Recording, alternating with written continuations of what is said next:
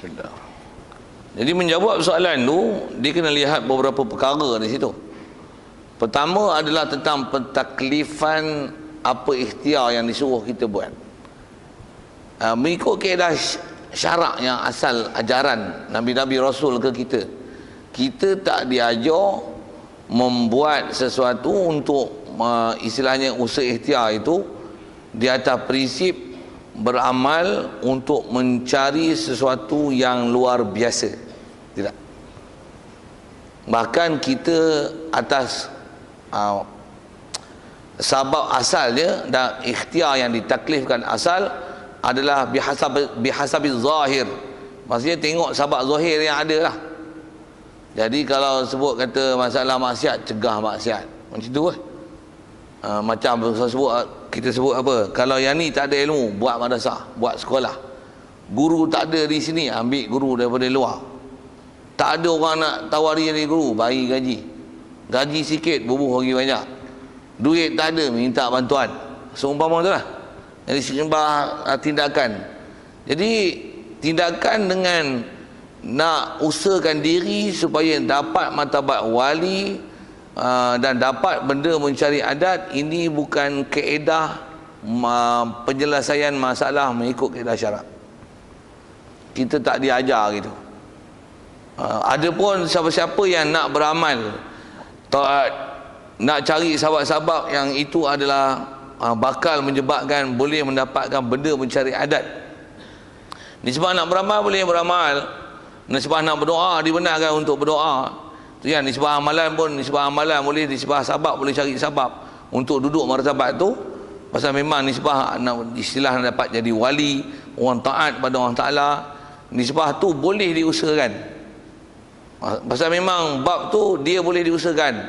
Macam mana sebut dalam bidang profesionalisme yang lain, nak jadi doktor, jadi engineer, jadi pilot, sebut pilah contoh gitu, dia boleh diusahakan. Siapa nak, pergilah ikut lorong yang betul. Jadi nak jadi wali pun ikutlah lorong yang betul. Cuma jadi wali atas matlamat untuk mendapat benda mencari adat, itu tak betul. Itu tak betul. Pasal kaedah kita dalam masalah taat yang ditaklifkan, kita disuruh taat. Adapun perkara mencari adat yang berlaku, itu adalah bukan kehendak kita dan bukan matlamat kita. Yang tu adalah anugerah Allah beri.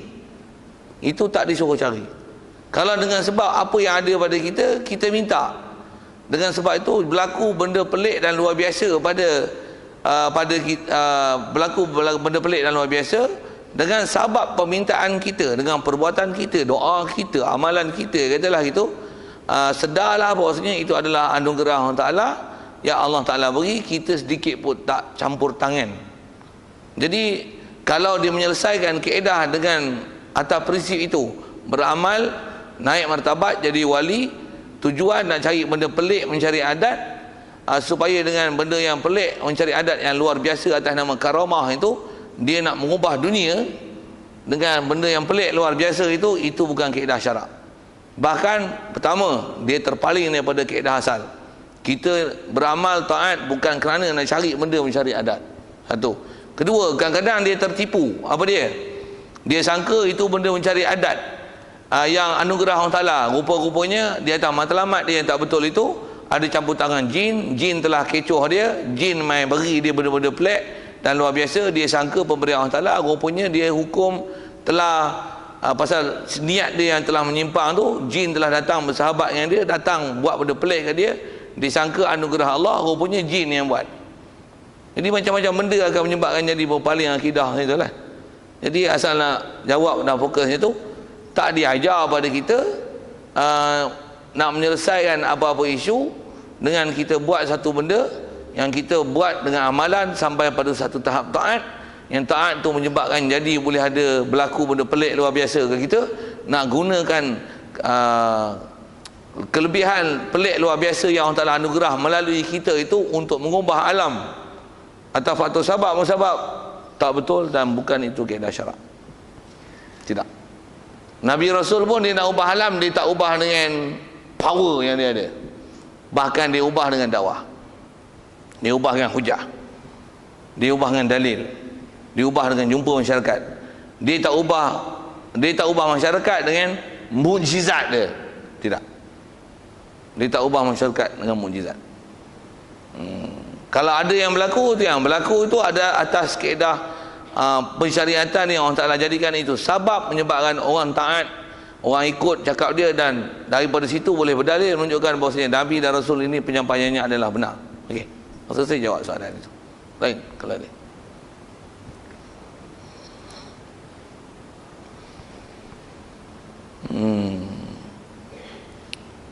Jadi kalau ikut dengan nisbah apa nak bicara ke kodok kodar tu, dengan munasabah apa yang kita dah faham sekali lalu mengikut apa amalan Melayu dan istilah Melayu kodok kodar tu, selesailah. Kalau kita belajar kitab lain tuan-tuan, panjang bahas tu, khususnya nak lihat apa makna kodok, kodar, Abu Hasan Asy'ari, Abu Mansur Maturidi. Saya tak panjangkan begitu rasanya. Pasal yang tu kalau kita bahas ilmiah betul memang kena panjang tu. Cuma di atas apa yang kita nak bertindak tu, dengan apa penjelasan saya beri itu yang kata mesti itikad ke Allah Ta'ala dia sempurna, mesti ilmu dia dan ketentuan dia mestilah berlaku tepat dengan kehendak dia. Cuma kita tak tahu apa yang telah ditakdirkan. Ke atas kita ditaklifkan membuat usaha dan ikhtiar, dan nisbah pelaksanaan bila berlaku adabnya yang baik nisbah ke Allah, buruk nisbah ke kita, semak apa kesilapan di atas tindakan syar'i. Itulah yang nak dilihat tentang akidah kodok kodar, dan juga nisbah akidah dan fahaman, dan jaga adab bercakap tentang usaha ikhtiar yang ditaklifkan, dan action selepas hasil ataupun tidak apa yang telah kita usahakan itu. Masa saya dah bagi penjelasan. Ada lain? Kod tertinggal.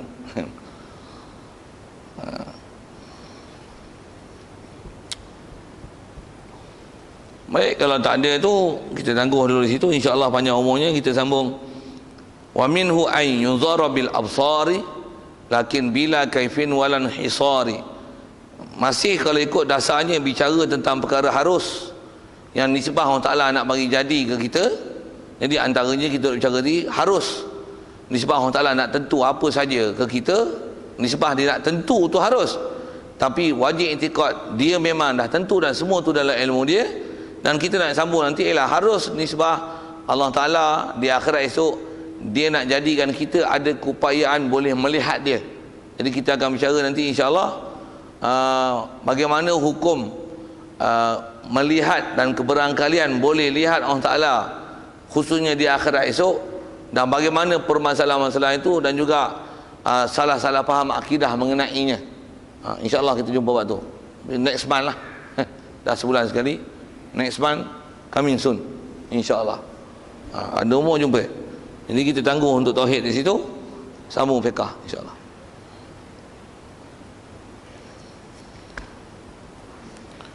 Bismillahirrahmanirrahim.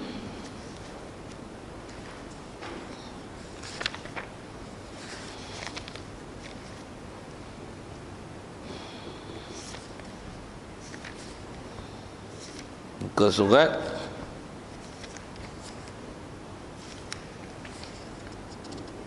sepuluh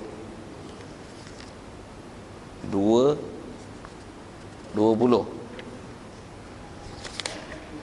tak berlipat kita saya ni. Bismillahirrahmanirrahim.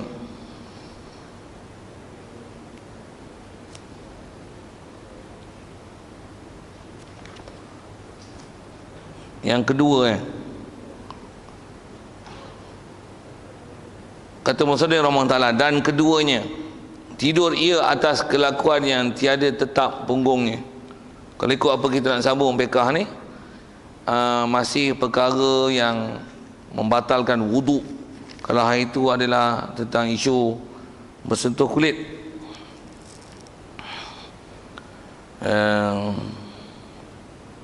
Keluar sesuatu daripada dua jalan. Baik, yang keduanya adalah tidur ia seseorang yang berwuduk, dia tidur atas kelakuan yang tiada tetap punggungnya.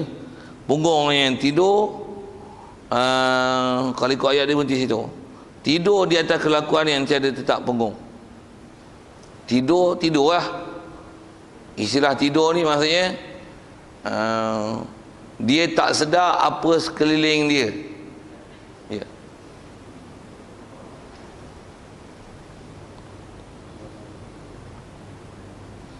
Daripada bawah. Ya. Oh. Keluar mani tu. Oh, sorry. Tu kata kitab saya tak berlipat tu. Tengok sana pun ada nombor 2, sini pun ada nombor 2. Yang keduanya, jadi kalau gitu bukan benda yang membatalkan wuduk lah, tapi perkara berwajib mandi. Yang kedua perkara wajib mandi adalah keluar mani daripada seseorang. Keluar mani. Jadi sedia maklum rasanya. Tak payah ulang tak apa. Keluar mani pun syarat untuk jadi wajib adalah keluar mani awal keluar. Apa maksud awal keluar? Keluar mani, keluar mani yang ketua bahasa dia awal keluar tu awal keluar. Jadi maksudnya kalau keluar mani itu bukan awal keluar, tetapi keluar mani pasal sisa baki yang tertinggal di kemaluan bila diurut keluar. Tu tak mewajibkan mandi. Khususnya kata kalau misalnya orang lelaki lah. Allahumma salli alaihi wasallam. Apa dia? Bersama katalah ada sebab keluar mani. Lepas tu mandi siap dah. Lepas tu semacam je rasa melekit apalah, tengok urut keluar lagi, dan keluar tu ada sifat mani. Adakah wajib mandi tu? Tak. Cuma nisbah wuduk batal lah, dan pegang kemaluan pun batal juga. Untuk hukum tu najis. Cuma dia batalkan wuduk, tapi tak mewajibkan mandi. Pasal apa? Itu istilahnya bukan keluar mani awal keluar, tapi yang tu adalah sisa yang tinggal baru keluar. Okey, siap. Jadi kalau yang mani macam tu, dia tak mewajibkan mandi semula. Siap.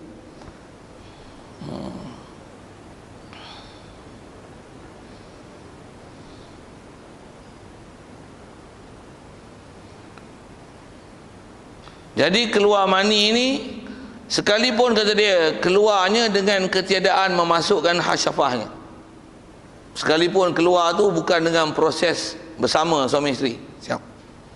Aci istilahnya keluar mani. Dan keluar mani yang kena wajib mandi ini jikalau sedikit sekalipun keluar mani itu sikit, keluar berasa, tengok alah stek, tengok pun tak meleleh pun, tapi bila urut tengok memang ada keluar. Sekalipun keluar sedikit, seperti kata sikit macam mana? Seperti setitik mani. Dan kata dia mani ini dia memang kena mandi, yang walaupun dia setitik, jikalau ada ia mani ini atau warna darah sekalipun dia warna darah. Macam mana nak kenal lah yang warna darah ni adalah mani?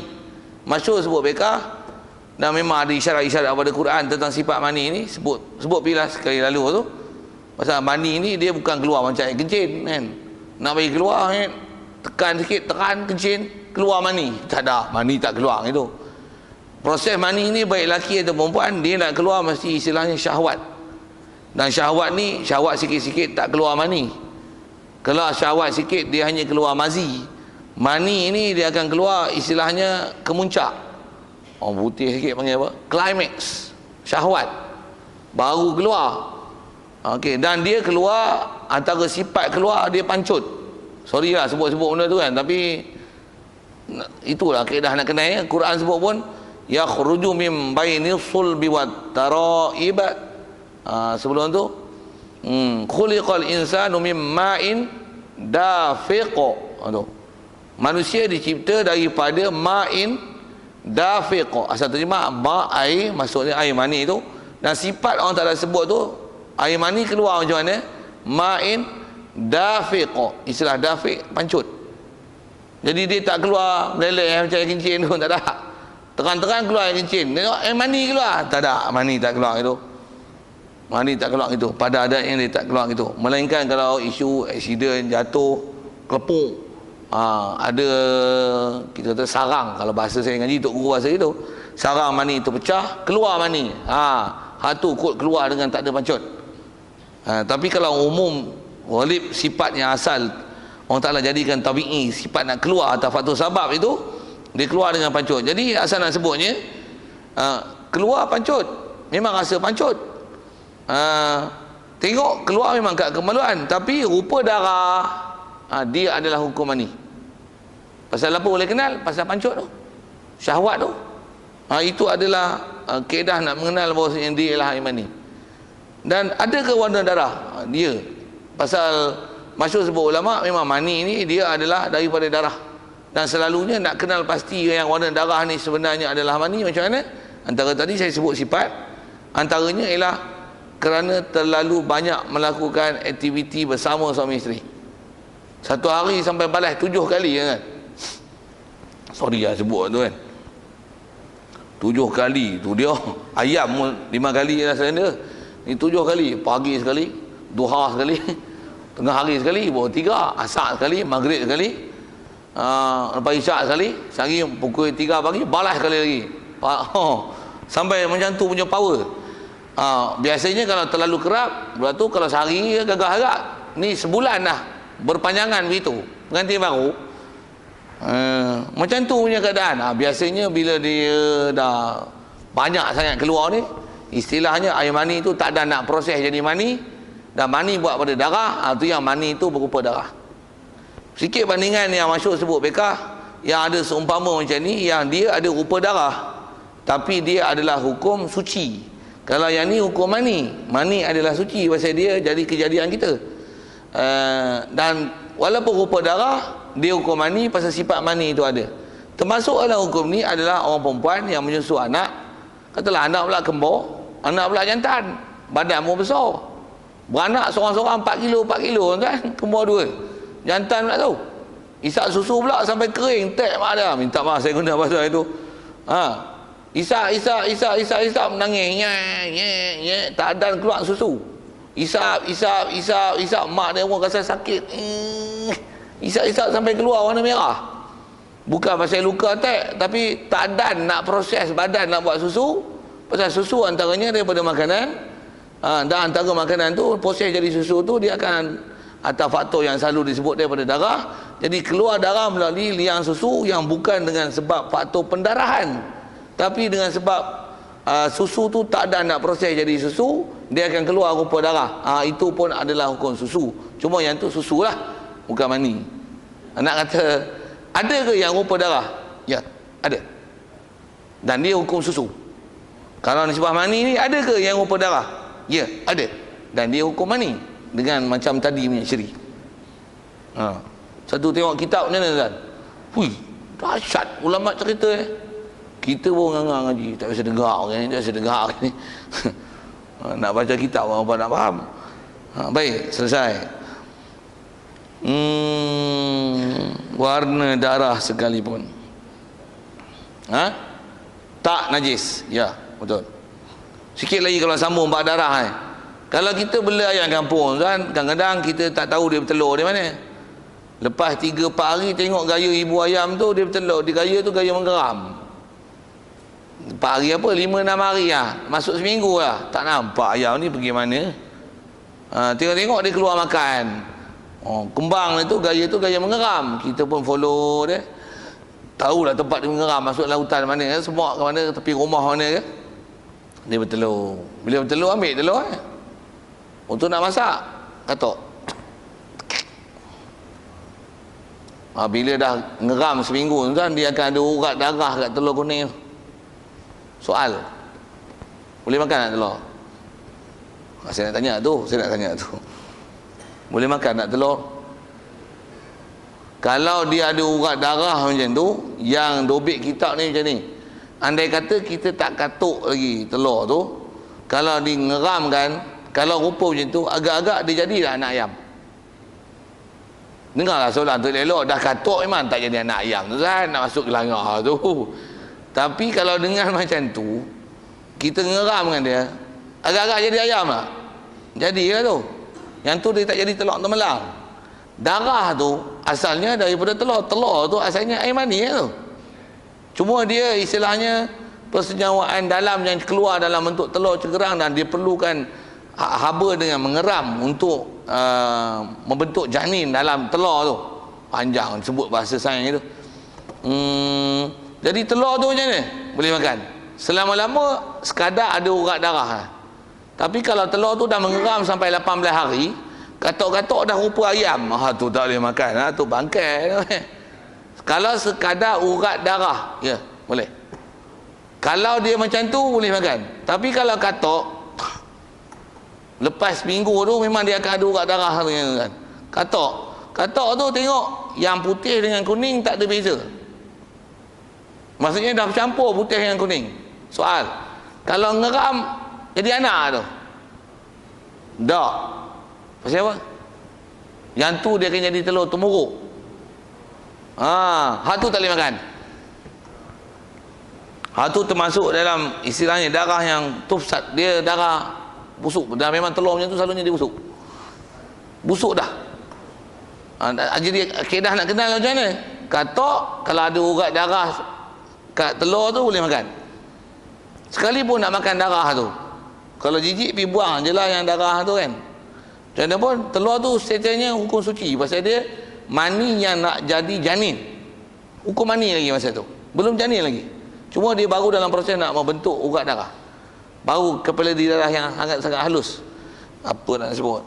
Jadi kalau kata katok putih yang kuning tu tak boleh nak dibeza, tu bang. Tu tak boleh makan. Ya. Yeah.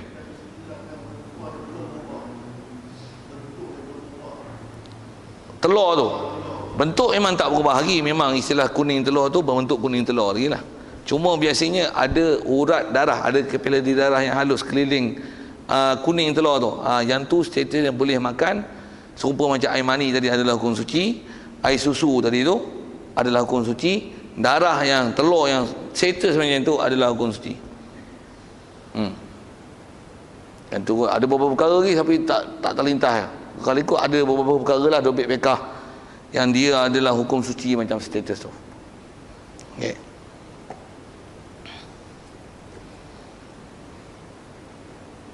Baik.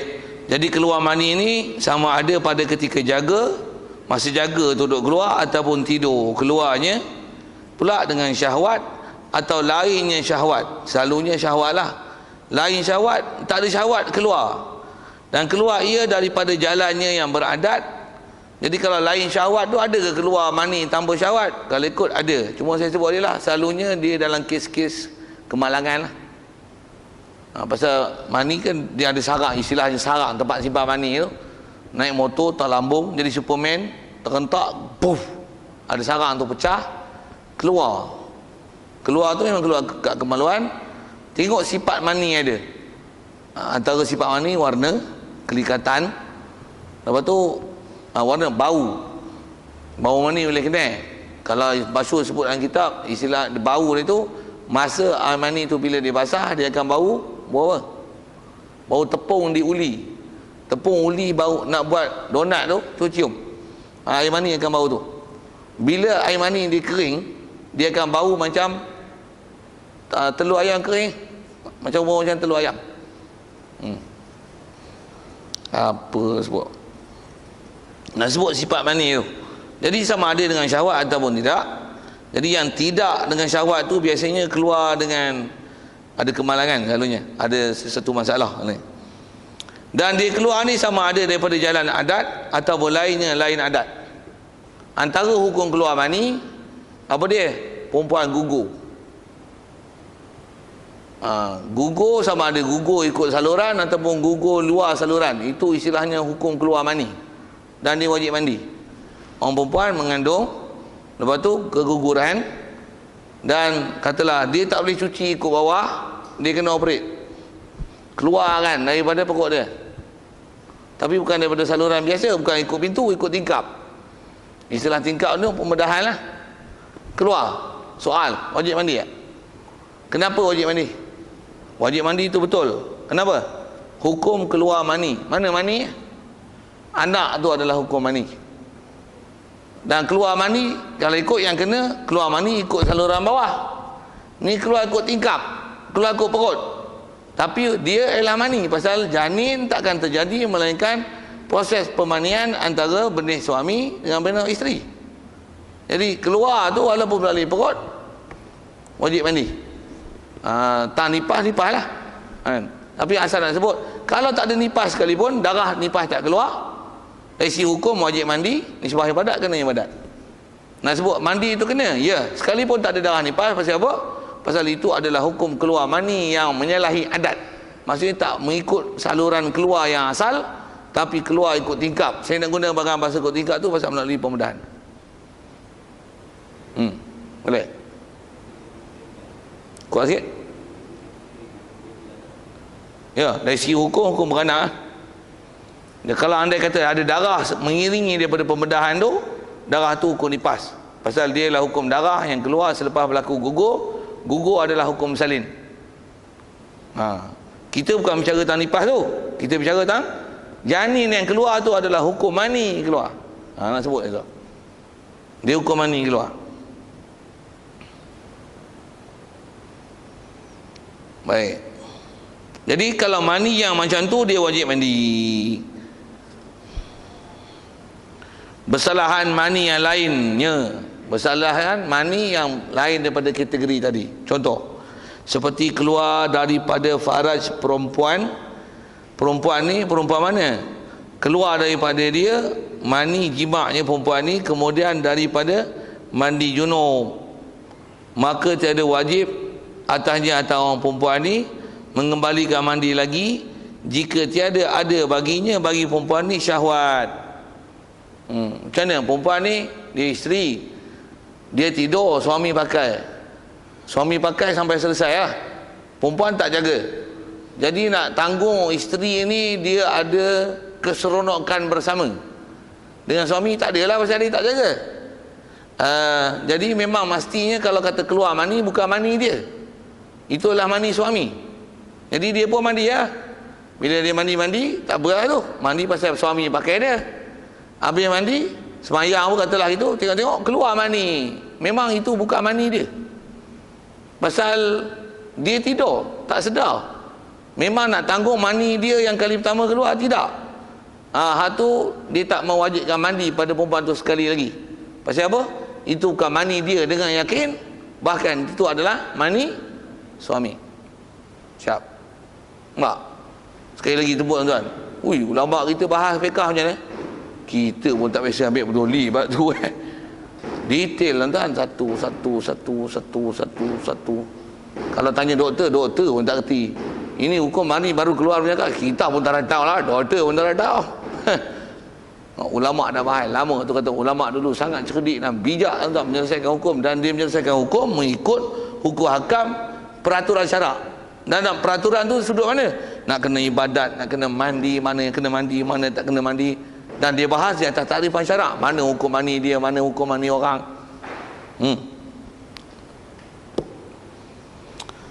Baik. Contohnya kata dia seperti perempuan yang kecil lah. Perempuan kecil dia tak mungkin ada syahwat, tapi suami pakai.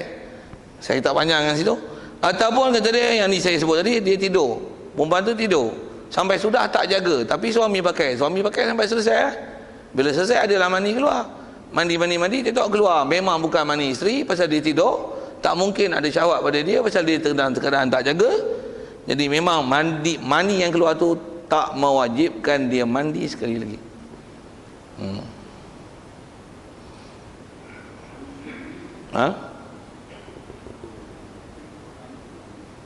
Sekali kalau mani siapa? Mani isteri tu. Kalau katalah isteri ni dia suami bersama dengan dia dalam keadaan tak tidur,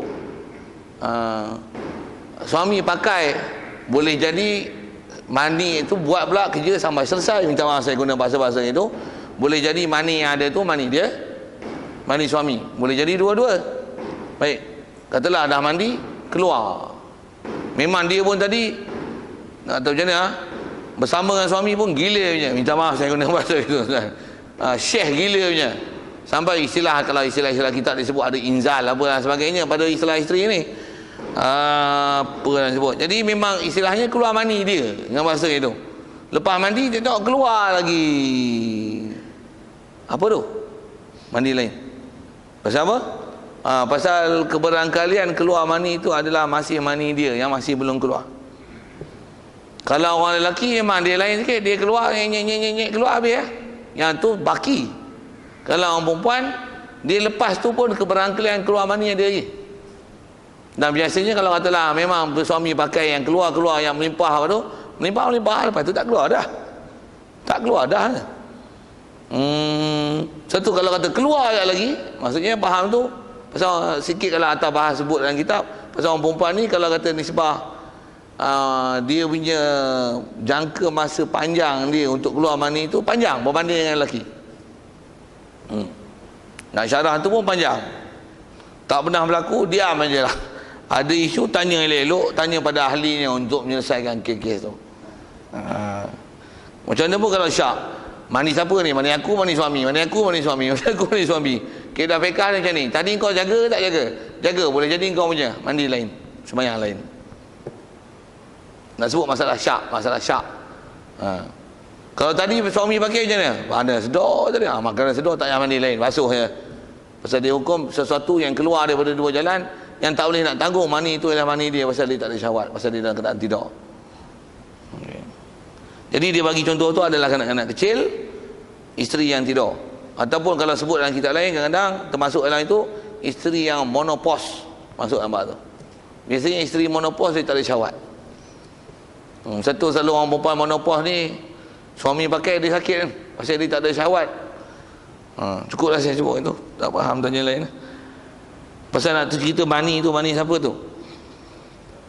Baik, begitu juga kata dia bersalahan keluarnya mani pada kali yang kedua. Istilah kali kedua tu bukan kali pertama keluar tadi saya dah sebut contoh dengan kata baki tu. Seperti memasuk lelaki akan maninya ke dalam zakarnya, kemudian daripada mandi. Kalau katalah ada orang lelaki yang PN itu pelik dia ni, pelik pun pekah dah buat takdir masalah siap kan. Dia buat keluar, maksudnya mani dah keluar, tu ambil disuntik lain bagi masuk. Jadi bukan keluar mani kali pertama, tapi keluar tu kali kedua, yang telah keluar dimasukkan balik dan keluar dan keluar pula lepas tu tiada wajib atasnya suami mandi. Okey, siap. Soal. Ya.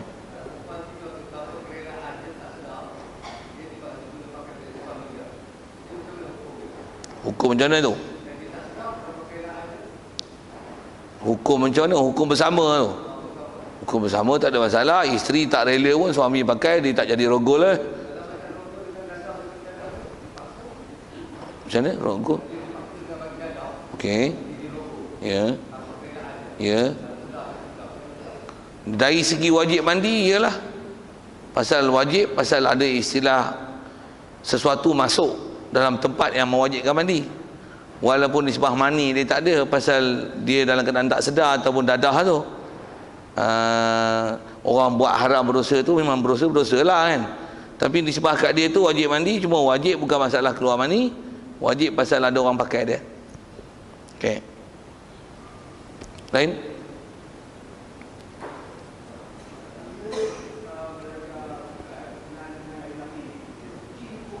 Ya. Yeah.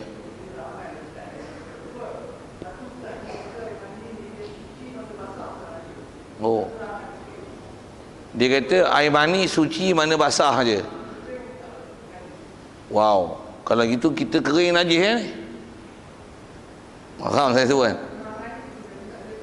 Ya. Tak seingat saya lah duk mengaji tak ada kaedah macam tu. Dia tak ada kaedah mani ni hanya suci bila dia basah. Bila dia kering jadi najis. Pelik. Tanya dia rujukan lah.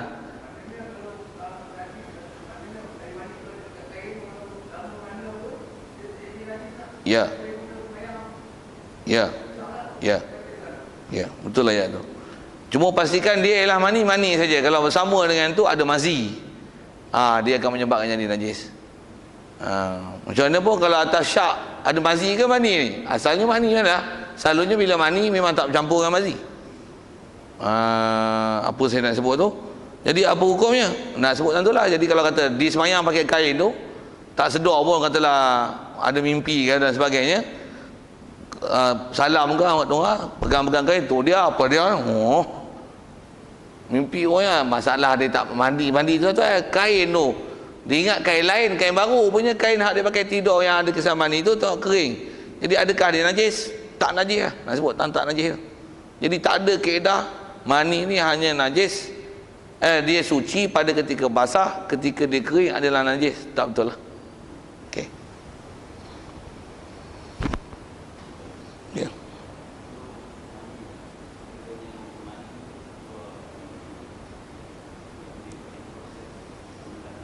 Okey. Mani itu keluar melalui proses pembedahan. Itu yang disebut dengan kaedah yang tadi. Jika memang yang dikeluarkan tu, yang keluar tu mani, sama ada dengan ada syahwat atau tak ada syahwat, melalui proses tempat lalu biasa ataupun sebaliknya. Katalah buat misalnya ni, pasangan susah dapat anak, pergi hospital, cek, memang tak ada masalah, benih apa pun elok.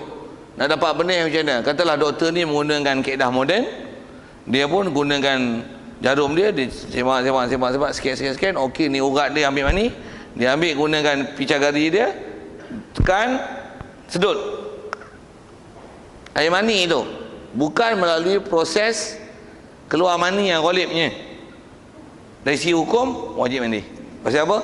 Hukum keluar mani. Cuma saya sebut tadi perempuan bedah ikut tingkap. Ini tak ada tingkap, melalui jarum aja keluar, prinsipnya keluar mani. Dan memang mani itulah diambil tabung uji dan sebagainya, ambil sel telur, sel ovum daripada perempuan tu, ambil dengan proses makmal lah kan, macam mana dia buat tu tanya dia lah. Untuk gunakan radas, ambil tembak macam lembu pula, gunakan radas. Ada istilah pemanian gunakan radas kan, pemanian beradas, gunakan radas. Ambil benih ni, ambil benih jantan, lepas tu ambil ni, gunakan adat, bubuk, tembak untuk mempercepatkan proses bunting lembu. Tuan-tuan tak tahu tanya saya terror kat bab tu. Tak adalah kerja veterina tu, tak adalah, tapi pengetahuan tu belajar kat sekolah dulu. Ya. Ya. Jadi anak dalam bab tu, kaedah jadi anak tu yang jadilah kan. Cuma kaedah syarak,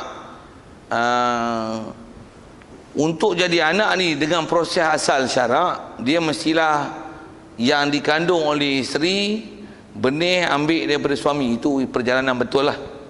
Sikit lagi kalau saya tambah, benih ambil pada suami pun mesti dengan proses halal, dia tak boleh dengan proses haram. Kalau contoh sekali lalu dengan kita sebut tadi, antara halal tadi, kaedah tadilah dapat kesan sarang mani yang di mana, injek, sedut, ambil, gunakan persewaan, tamu uji dan sebagainya, macam mana proses makmal lah tu. Untuk terpaksa gunakan persewaan luar ni, lepas tu masukkan dalam rahim untuk supaya sabitkan kandungan. Dari segi sabit sah, perbuatan tu tak berdosa, dan anak tu sah status. Pasal proses keluar mani tak dengan cara haram. Adapun kalau proses keluar mani itu cara haram, walaupun benih daripada suami, tapi proses cara keluar haram, perbuatan tersebut, anak itu hukum anak luar status. Pasal benih keluar cara haram. Macam mana benih keluar cara haram? Katalah pergi hospital, pasangan ni payah dapat anak, doktor pula tak Muslim, dia tak faham masalah status halal haram ni. Dia kata there is room there, there's video, there's a book, magazine, you can share it, you can use it, make sure you get it out lah. I think you can understand me. You make yourself comfortable lah, you can use whatever you do, you can lah, that room lah. Ya, there is video there, katalah gitu. Jadi dia keluarkan, siapa keluarkan? Suami tu sendiri keluarkan dia punya. Perbuatan tu haram. Benih itu adalah benih luar status. Perbuatan tu taklah hukum zina, tapi benih tu istilahnya benih yang tak muhtaram, Pasal keluar bukan dengan kaedah syarak. Disenyawa kan. Benih anak tu adalah anak luar taraf. Pasal benih bukan cara halal. Allah tu. Syarak berkira sama gitu. Kaedah dia kalau katalah doktor kata gitu, dia tak boleh bagi lelaki keluarkan sendiri. You go with your wife there. Make sure that that thing your wife make it get out. Tuan-tuan tak faham sudah, saya malas nak sebut Melayu, segan tapi nak sebut itu prosedur syarak untuk pastikan yang keluar itu adalah statusnya halal, dia bukan dengan perbuatan haram. Tuan-tuan, fiqh benda tu ulama dah bahas lama kan, kita tak pernah jumpa kan. Macam mana pun itu saya sebut suami isteri.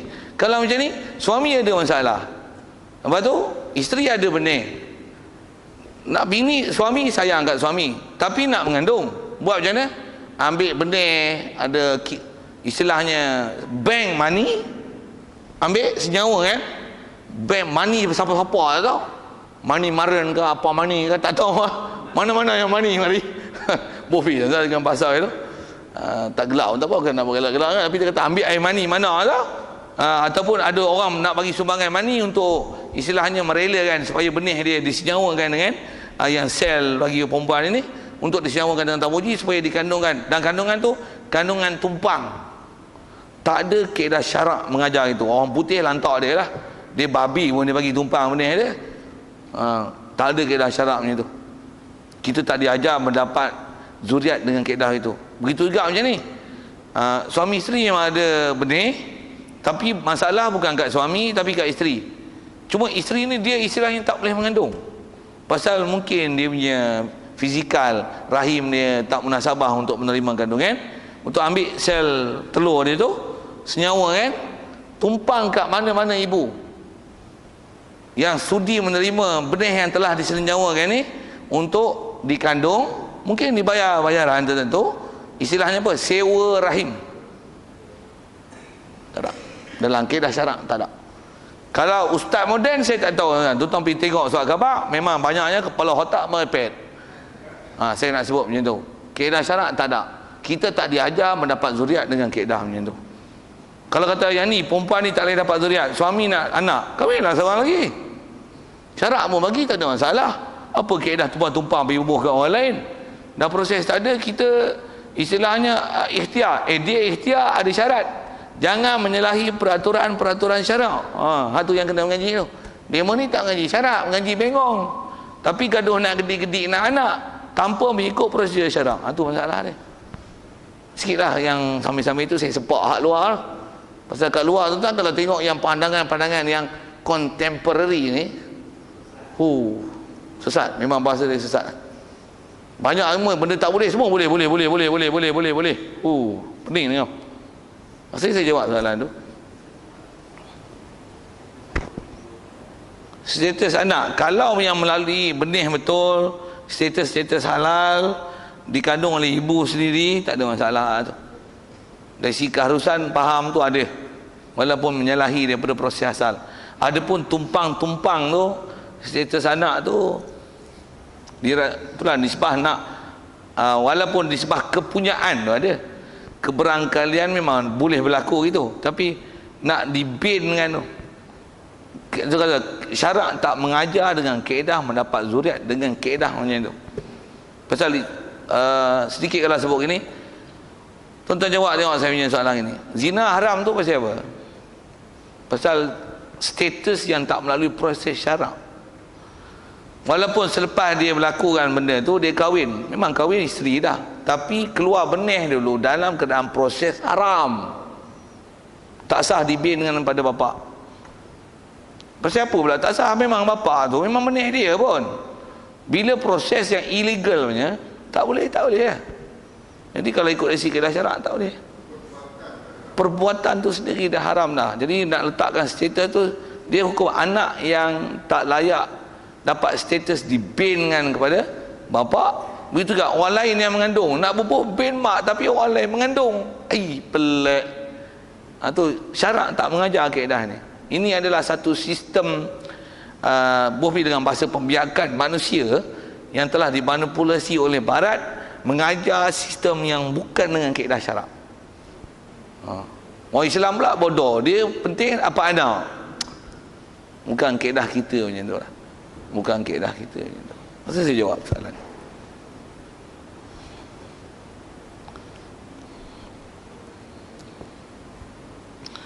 Ketiganya mati. Perhabis satu sikit patah tu mudahnya. Antara perkara wajib mandi adalah mati.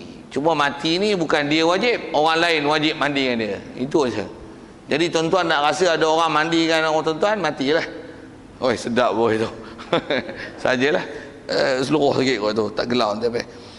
Melainkan kata dia orang yang mati syahid. Mati syahid saja yang tak kena mandi dan tak kena sembahyang. Cuma istilah fiqh bila disebut syahid, syahid mana ni?